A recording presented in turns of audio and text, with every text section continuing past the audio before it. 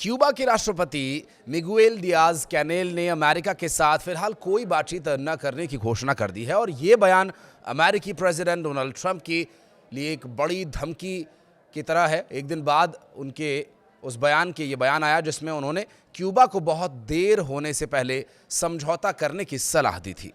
Trump ने रविवार को सोशल मीडिया प्लेटफॉर्म ट्रुथ पर एक पोस्ट किया कि क्यूबा अब वेनेजुएला से तेल और धन पर निर्भर नहीं रहेगा। उन्होंने कहा कि क्यूबा को वेनेजुएला से तेल और पैसा मिलना बंद हो जाएगा, जीरो। उनका कहना है कि मैं उन्हें सलाह देता हूं कि बहुत देर होने से पहले डील कर लें। यह धमकी 3 जनवरी को अमेरिका द्वारा वेनेजुएला के खिलाफ की गई सैन्य कार्रवाई के बाद आई, जिसमें वेनेजुएला के राष्ट्रपति निकोलस मादुरो को पकड़ लिया गया और उनकी पत्नी के साथ उन्हें अमेरिका ले जाया गया।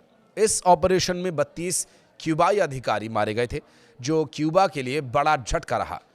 सोमवार को डियाज कैनेल ने एक्स पर कई पोस्ट किए।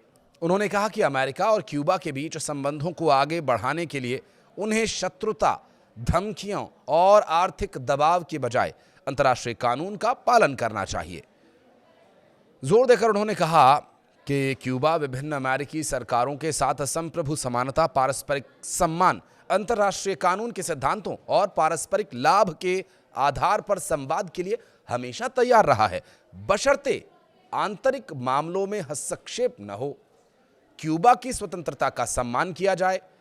डियाज कैनेल ने स्पष्ट किया कि अमेरिका के साथ फिलहाल कोई बातचीत नहीं हो रही है, सिवाय प्रवासन से जुड़े तकनीकी संपर्कों के।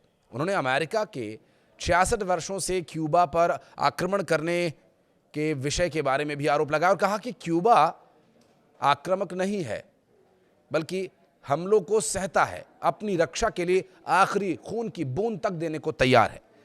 यह घटनाक्रम क्षेत्रीय तनाव को बढ़ा रहा है। वेनेजुएला से क्यूबा को पहले प्रतिदिन लगभग 35,000 बैरल तेल भेजा जाता था, जो अब पूरी तरह से बंद हो चुका है, क्योंकि निर्णय अब अमेरिका के हाथ में है। वहां के प्रेसिडेंट मादुरो अमेरिका के कब्जे में है और जो अंतरिम सरकार बनी है वो पूरी तरह से अमेरिकी हस्तक्षेपों से बनी है। अब जानकारों के अनुसार हमले से पहले क्यूबा को वेनेजुएला से और उसके अलावा मैक्सिको से करीब 5,500 बैरल और रूस से 7,500 बैरल कच्चा तेल हर रोज भेजा जाता था।